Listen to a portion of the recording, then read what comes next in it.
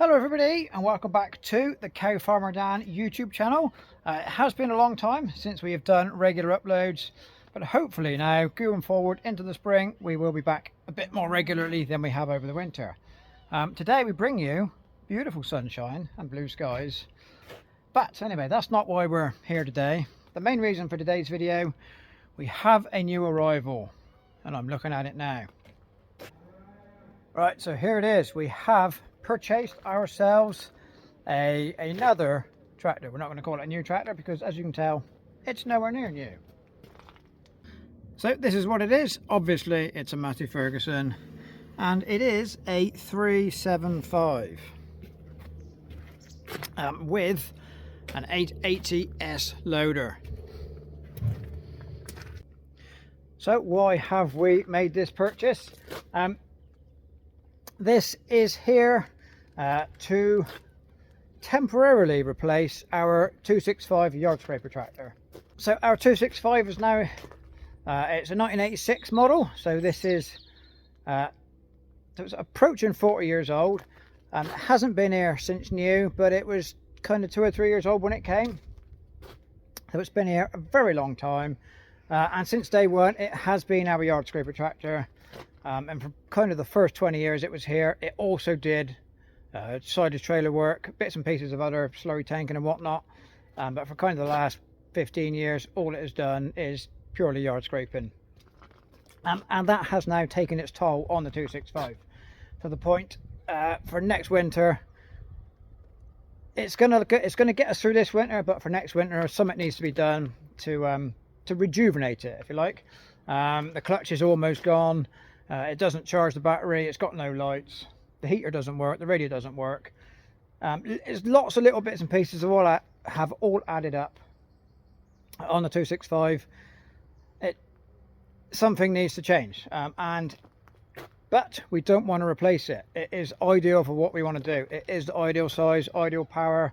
It does the yard scraping and also pumps the slurry from the reception pit into the tower.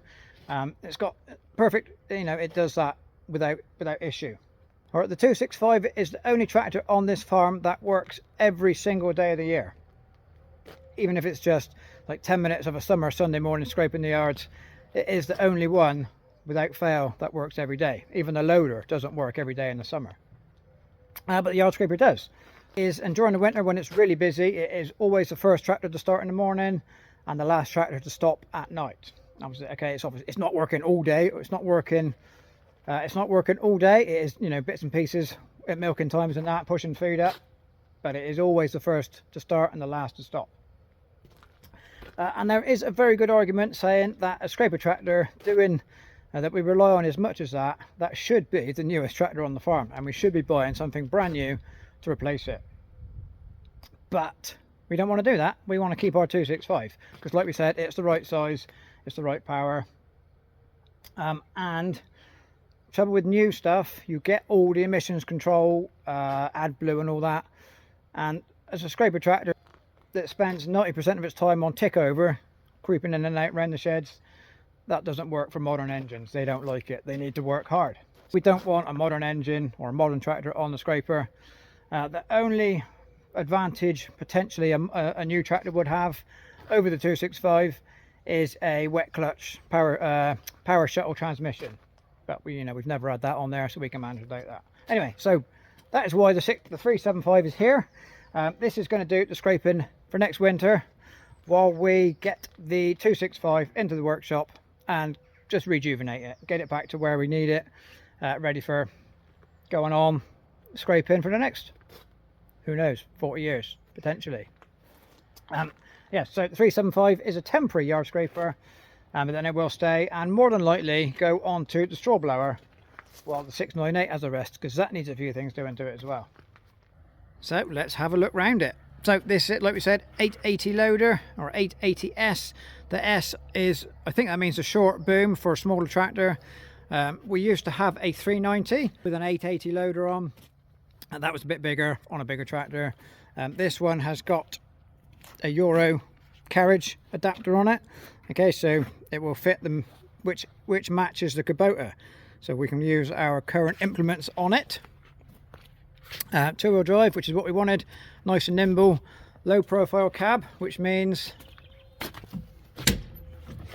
you get the step in the floor. Okay, so the Highline cab is a flat floor.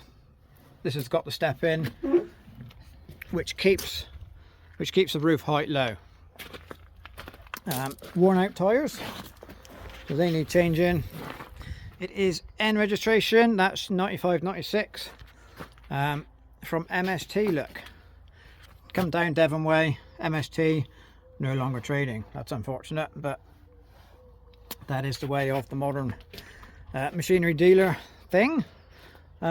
It's pretty straight. The wheels are the rustiest bit. There's some rust up on here. Mudguards are surface rust, there's no holes.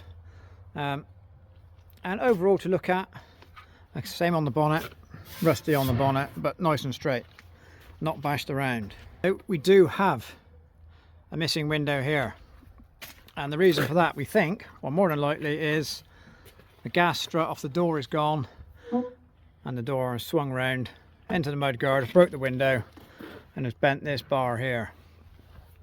So yes, not ideal. So that's kind of the biggest fault with it. Cab is pretty tidy inside, not an original seat. Looking at that, that's upside down, isn't it? Somebody's put that, I think that should be up the other way. But other than that, it's pretty tidy inside. It's got what they call the 12-12 transmission, so there's 12 gears on the one gear stick, and then your forward and reverse shuttle here, so it will do the same speed backwards as forwards. If we can see that, the roof is all nice and dry, it's nice and clean and tidy. We've had a quick check around, some of the lights work, some don't. So we have been having a little play with this morning. It didn't get off to the best of starts. Ben got on to take it off the trailer and it wouldn't start.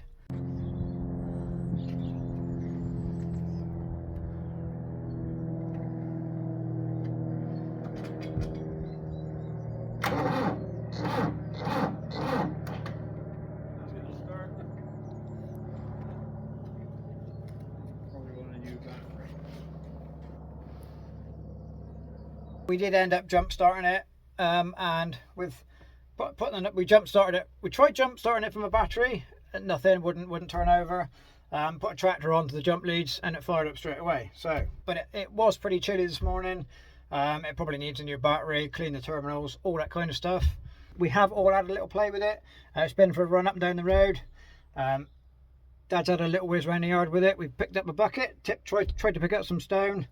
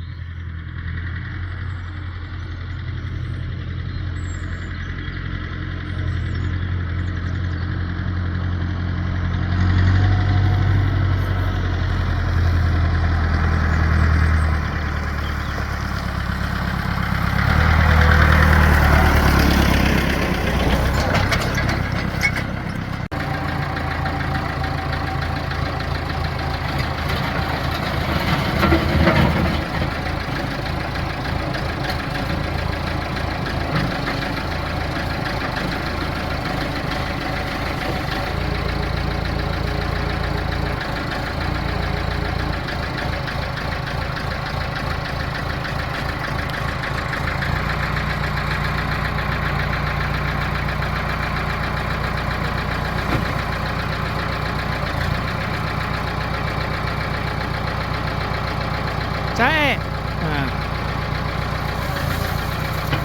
Turns out our bucket's not suitable. Oh well.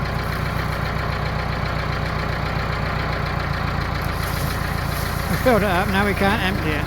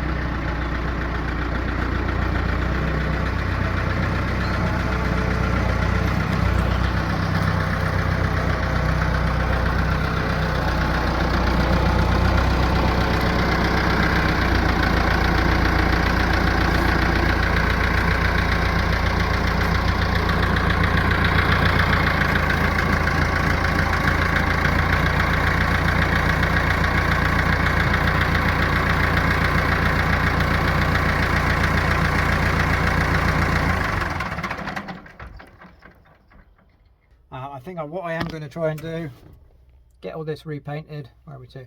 Get all the red work, all the tin work repainted in a good coat of paint, just to protect it before next winter. So I'll get that done at some point in the summer. Immediately it needs oil changing, greasing round and whatnot, because we don't know when that was done. Check the antifreeze, all that kind of thing. Within the next couple of days this will end up on the straw blower, because the 5712 is on at the minute. 698 is leaking oil, so the 5712 is blowing straw at the moment, but we need that on slurry pipe on the dribble bar, because we're going slurry in the next couple of days while it is lovely and sunny.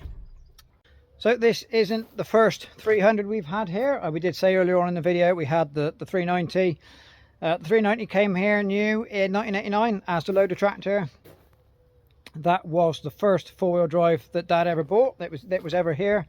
The 390 left in 2002 and was replaced by the 4345 that is still here. That is now running the Keener mixer wagon.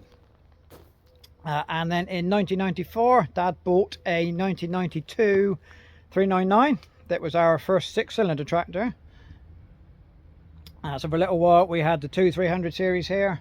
The 399 left on the back of a lorry, burnt out in 1999. Okay, so that burnt itself out in the yard just over there overnight after it had been baling one August day. So that was the end of the 399. Yeah, so it is nice to have a 300 series back, and yes, a nice handy little thing. The loader's going to come off fairly soon, just because we don't need the loader for what we're going to do, but it will be, we'll keep hold of the loader because you never know, loading bales or whatever. It would be a handy thing to have if we ever needed a second loader. So there will be some more videos of this coming up in the future while we titivate it, tickle it up and get it where we want it. It's pretty well all there, but there are some niggly little things that you would expect on a 30-year-old tractor. So there we go. Leave us a comment. Leave us a comment of all your 300 series experiences. Do you own one? Have you owned one in the past? Have you had a 375? What are they like? Because I do, I have to say, I do quite like it. Nice and nimble little two-wheel drive.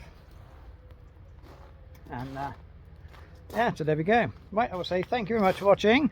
Thank you for sticking with us over the winter when we weren't doing a great deal, but hopefully now we're going to get busy again and be busy all through the summer, because it's going to be like this for months and months now. And yeah, I'm going to get lots of work done. So thank you very much for watching, and we'll see you next time.